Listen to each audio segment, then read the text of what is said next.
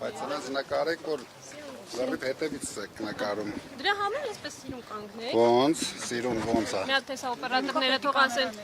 խոսելիս կամերանային դեպ։ Պարոն Կարապետյան, ինչով եք բացատրում ինքնաբացարկներ, զանգվածային ինքնաբացարկները, որովհետև կարծես թե այդպիսի նախադեպ չի եղել հիմա։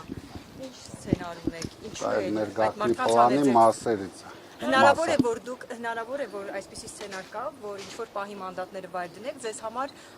կանխատեսելի լինի նրանից հետո եկող տեխնացուները։ Դա գաղտնի պլանի մաս է։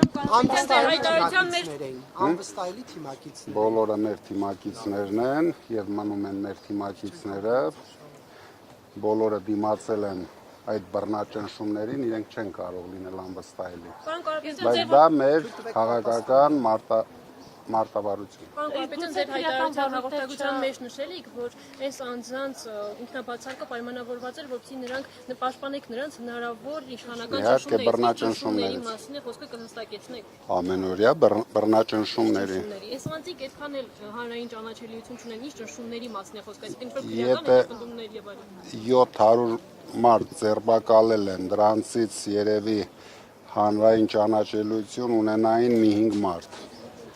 Ինչի մասին խոսքը։ Բայց ակնհայտ է ձերբակալային դրա համար զանգվածային դուրս եկան ցուցակներից, այսինքն Ոչ թե ձերբակալեն, տարբեր տեսակի բռնաճնշումներ են։ Բայց ակնհայտ է, որ պարոն Կարապետյանի համար արդեն տեխնացուներ ունեք, Արմ Վարդևանյանի մասին է խոսում, Էդգար Ղազարյանի, կա արդեն տեխնացու։ Մենք դեռ այդ հարցը չենք քննարկել,